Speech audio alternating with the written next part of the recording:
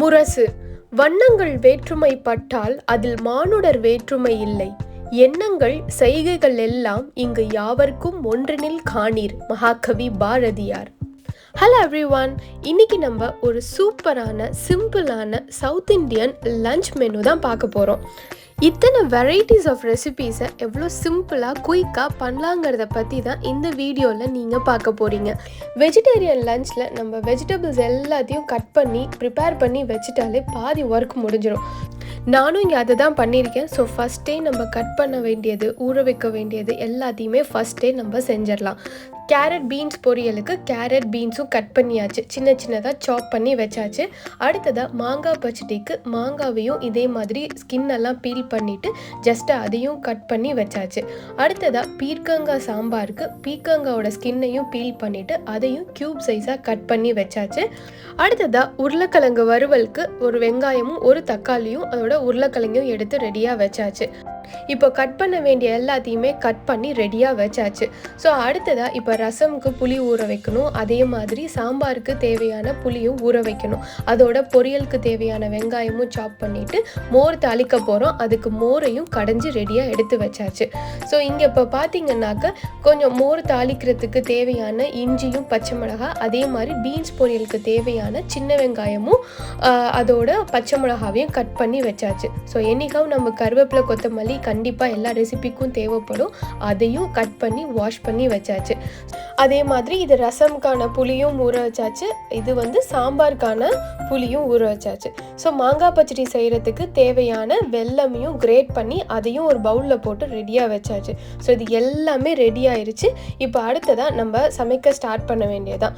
So first நான் ஒரு குக்கரில் நம்ம மாங்காய் அந்த இதை பீல் பண்ணி கட் பண்ணி வச்சுருந்தோம் இல்லையா, அதை குக்கரில் வாஷ் பண்ணிவிட்டு எடுத்து வச்சுட்டு உங்கள் காரத்துக்கு ஏற்ற மாதிரி ஒரு 1/2 டீஸ்பூன் இல்லை 1 டீஸ்பூன் மிளகாய் தூளும் கொஞ்சமாக மஞ்சள் தூள் கொஞ்சம் உப்பும் சேர்த்து 1/2 டம்ளர் அளவு தண்ணி ஊற்றிட்டு ஒரு விசில் மட்டும் விட்டால் போதும். அதுக்கு மேலே விட்டிங்கன்னா ரொம்ப குழஞ்சிரும்.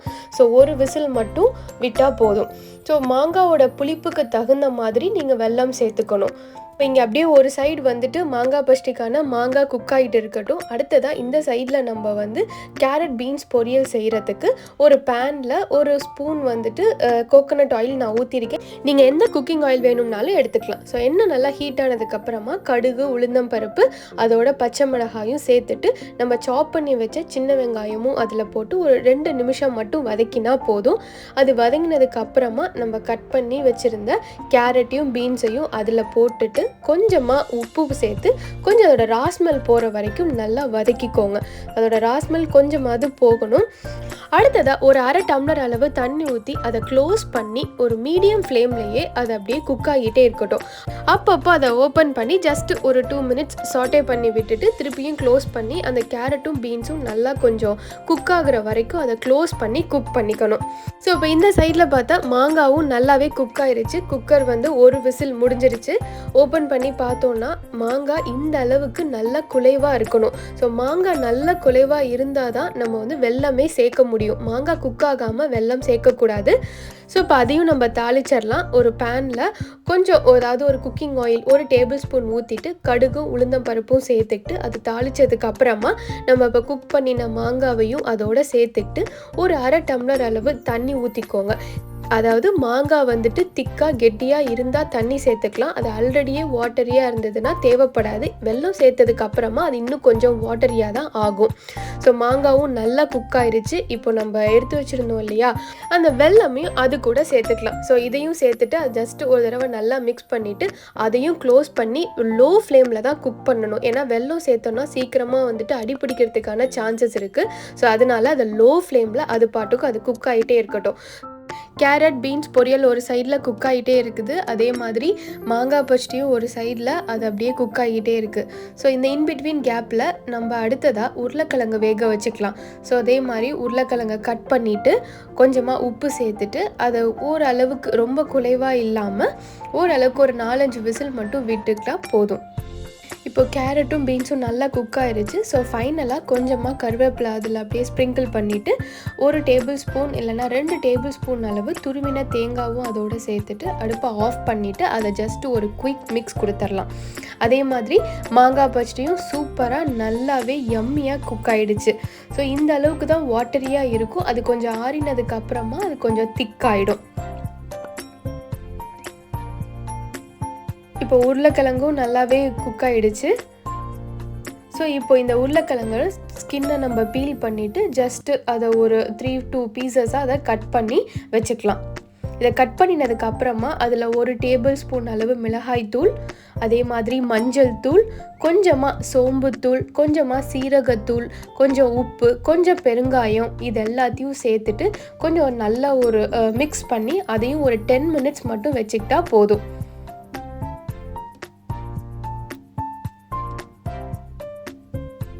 இது அப்படியே ஒரு சைடு மேரினேட் ஆகிட்டே இருக்கட்டும். இப்போ அடுத்ததாக நம்ம சாம்பார் வைக்கிறதுக்கு பருப்பை நல்லா வாஷ் பண்ணிவிட்டு அதில் கொஞ்சமாக ஒரு 1/4 டீஸ்பூன் அளவு மஞ்சள் தூளும் ஒரு கட்டி பெருங்காயமும் சேர்த்துக்கிட்டு அதை நல்லா ஒரு 5-6 விசிலுக்கு நல்லாவே அதை நல்லா குலைவாக குக் பண்ணி வச்சுக்கலாம். ஸோ இதையும் நம்ம குக்கரை ஆன் பண்ணிவிட்டு அடுத்ததாக பாயசம் செய்கிறதுக்கு நம்ம வேணுங்கிற அளவு மில்கையும் அதோட ஊற்றிக்கிட்டு பாயில் பண்ணட்டும். ஒரு சைடில் மில்க் அப்படியே பாயில் ஆகிட்டே இருக்கட்டும். அடுத்ததாக ரசம் செய்கிறதுக்கு நம்ம ரெடி பண்ணிடலாம். 1/2 டீஸ்பூன் அளவு முழு தனியாக எடுத்துக்கிட்டு அதே மாதிரி 1/2 டீஸ்பூன் அளவு துவரம் பருப்பு எடுத்துக்கிட்டு அதை லைட்டாக ஜஸ்ட்டு அதை அப்படியே இடிச்சுக்கலாம். அடுத்ததாக 1 டீஸ்பூன் அளவு மிளகும் 1/2 டீஸ்பூன் அளவு சீரகமும் எடுத்துக்கிட்டு அதையும் ஜஸ்ட்டு நல்லா கொஞ்சம் ஒரு கோர்ஸாக ஆகிற அளவுக்கு அதை இடிச்சுக்கோங்க.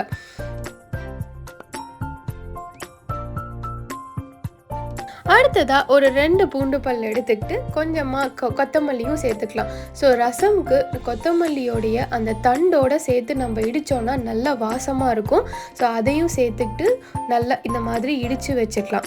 நான் ஆல்ரெடியே புளியை நல்லா கரைச்சி வச்சுருக்கேன். ஸோ இதுலேயே நம்ம ஒரு தக்காளியை கையாலேயே அதை ஸ்மாஷ் பண்ணிக்கலாம். ஸோ கையில் ஸ்மாஷ் பண்ணும்பொழுது தான் அது வந்துட்டு எப்படின்னா ரொம்ப அதிகமாகவும் அது ஸ்மாஷ் ஆகாது, அது ஒரு விதமாக ஒரு டேஸ்ட்டாகவும் இருக்கும். ஸோ அதனால முடிஞ்ச வரைக்கும் அதை கையிலையே ஸ்மாஷ் பண்ணி வச்சுக்கோங்க. இப்போ நம்ம இடித்து வச்சுருந்தோம் இல்லையா மிளகு, சீரகம், முழு தனியா அதையும் இதோட சேர்த்துக்கிட்டு உப்பும் சேர்த்துக்கிட்டு கொஞ்சமாக ஒரு டீஸ்பூன் அளவு பெருங்காயத்தூளும் அதோட சேர்த்துக்கிட்டு உப்பு எல்லாமே ஓகேவா இருக்கான்னு டேஸ்ட் பண்ணி பார்த்துட்டு அது அப்படியே ரெடியாக இருக்கட்டும். நம்ம ஃபைனலாக நம்ம ரசமாக தாளிச்சிக்கலாம். இப்போ இங்கே பருப்பும் சூப்பராக ரெடி ஆயிடுச்சு.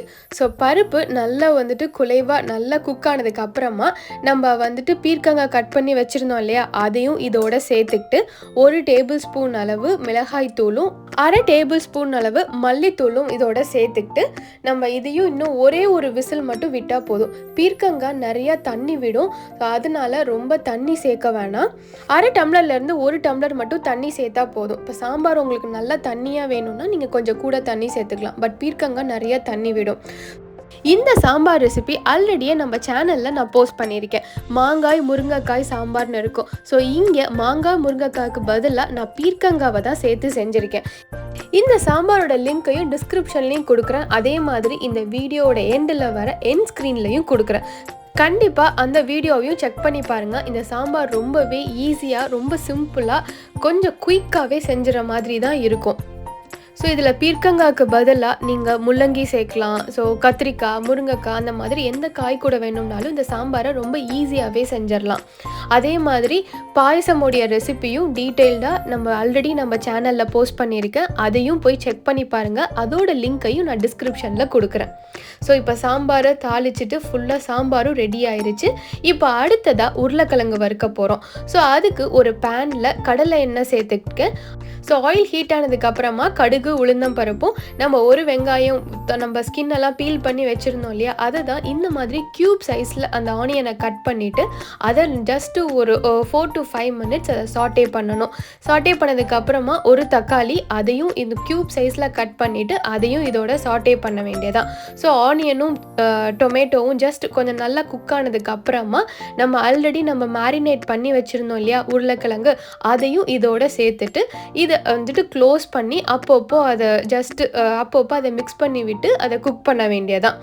நல்லா உருளைக்கிழங்கு இப்படி ரோஸ்ட் ஆனதுக்கு அப்புறமா ஃபைனலாக தான் கருவேப்பிலையும் கொஞ்சம் கொத்தமல்லியையும் அதோட சேர்த்து குயிக்காக ஒரு மிக்ஸ் கொடுத்து அதையும் ஆஃப் பண்ணிவிட்டு நம்ம அதையும் ஃபினிஷ் பண்ணியாச்சு. அதை சைடில் அப்படியே வச்சுக்கலாம். ஸோ பாயசமும் சூப்பராக யம்மியாக டேஸ்டியாக ரெடி ஆகிடுச்சு. அதே மாதிரி சாம்பார், உருளைக்கிழங்கு, பாயசம் இது 3மே ரெடி ஆகிடுச்சு. ஃபைனலாக நம்ம இப்போது ரசம் தாளிக்க போகிறோம். ஸோ அதுக்கு ஒரு பேனில் நான் இப்போது இங்கே 1 டேபிள் ஸ்பூன் அளவு தேங்காய் எண்ணெய் சேர்த்துருக்கேன். தேங்காய் எண்ணெய் சேர்த்ததுக்கப்புறமா தாளிப்பு வடகம் அதோடு சேர்த்துட்டு கொஞ்சமாக அதில் இஞ்சியும் அதோடு சேர்த்து தாளிச்சிக்கிட்டு ஒரு 1/4 டீஸ்பூன் அளவு மஞ்சள் தூளும் அதோடு சேர்த்துக்கிட்டு நம்ம ஆல்ரெடி கரைச்சி வச்சுருந்தோம் இல்லையா ரசம், அதையும் இதோடு சேர்த்துட்டு கொஞ்சம் அதாவது ரசம் நல்லா கொதிக்கக்கூடாது. அது அப்படியே நல்லா பாயில் ஆகி மேலே அப்படியே ஒரு மாதிரி நுரையா அப்படி மேலே வரும். அந்த ஸ்டேஜில் நம்ம ரசமாக ஆஃப் பண்ணிடணும். ஸோ இஞ்சி சேர்த்து தாளிக்கும் பொழுது அது ரொம்பவே நல்ல வாசமாகவும் இருக்கும். அதே மாதிரி நம்ம டைஜஷனுக்கு ரொம்பவே அது ஹெல்ப் பண்ணும். ஸோ அதனால நீங்கள் கொஞ்சமாக இஞ்சி சேர்த்து தாளிச்சிக்கோங்க. ஸோ ரசமும் இப்போ தாளிச்சாச்சு. சூப்பராக யம்மியாக ரசமும் ரெடி ஆயாச்சு.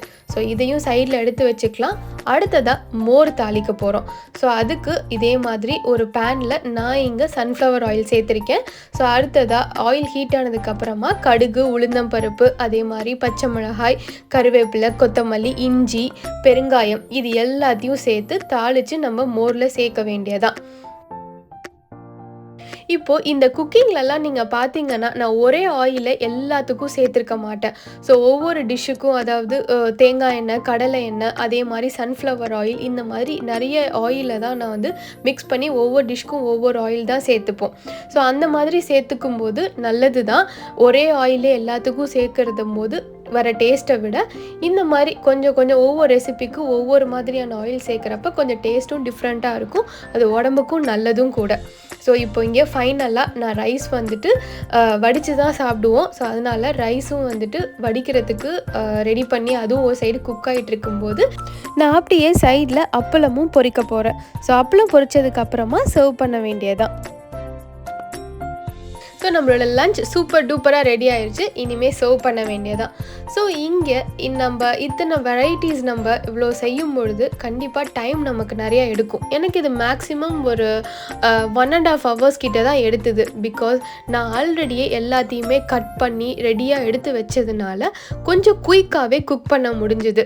ஸோ இதை நீங்கள் ப்ரீவியஸ் டேவே கூட செஞ்சு கூட நீங்கள் வைக்கலாம். காயெல்லாம் கூட நாளே கட் பண்ணி ஃப்ரிட்ஜில் வச்சுட்டு நெக்ஸ்ட் டே டக்கு நம்ம எல்லாத்தையுமே செஞ்சு குயிக்காக முடிச்சிடலாம். ஸோ நம்ம இந்த மாதிரி வெஜ் மீல் அப்படின்னாலே காய்கறியெல்லாம் கட் பண்ணுறதுக்கு தான் நமக்கு டைம் எடுக்கும். ஸோ அதை நம்ம முன்னாடியே ப்ரிப்பேர் பண்ணி ரெடியாக வச்சுட்டோன்னா அடுத்த நாள் ரொம்ப பேர்டனே இருக்காது. நம்ம சீக்கிரமாகவும் நல்லா குயிக்காகவும் சமைச்சு முடிச்சிடலாம். இந்த விநாயகர் சதுர்த்திக்கும் அதே மாதிரி எந்த விசேஷ நாளும் இந்த மாதிரியான ஈஸியான குயிக்கான வெஜ் மீலை செஞ்சு பார்த்துட்டு எப்படி இருந்ததுன்னு சொல்லுங்கள். உங்கள் ஃப்ரெண்ட்ஸ் கூடவும் ஷேர் பண்ணுங்கள். அதே மாதிரி சப்ஸ்கிரைப் பண்ண மறந்துடாதீங்க. தேங்க்ஸ் ஃபார் வாட்சிங்.